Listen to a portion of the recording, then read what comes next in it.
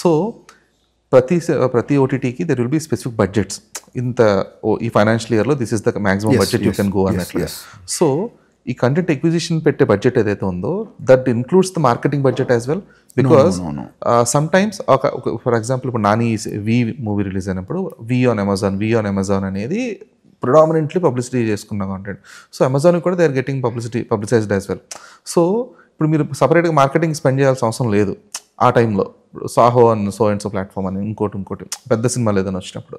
So ఇప్పుడు ఇక్కడ marketing budgets ఎక్కువ స్పెండ్ చేయాల్సిన అవసరం ఉండదు కాబట్టి అదేమైనా తగ్గి ఇందులో యాడ్ చేసుకొని ఇక్కడ కొంచెం సినిమాకి ఎక్కువ స్పెండ్ చేసి అది డిపెండింగ్ ఆన్ ద టైటిల్ అండి. ఏ ప్రోడక్ట్ బట్టి ఉంటుంది. అంటే ఎలా అంటే మార్కెటింగ్ కాస్ట్ ఎప్పుడైనా సపరేట్ ఉంటుందండి. కాంటెంట్ కాస్ట్ వేరు, మార్కెటింగ్ కాస్ట్ వేరే. బట్ అది కూడా ఒక్కసారి మీరు చెప్పింది ఇప్పుడు ఫర్ ఎగ్జాంపుల్ వి అనే సినిమా ఉంది. వి అనే సినిమా డైరెక్ట్ టు ఓటీటీ వచ్చింది. సో ఖచ్చితంగా చాలా ప్రీమియం డీల్ అయి ఉంటుంది.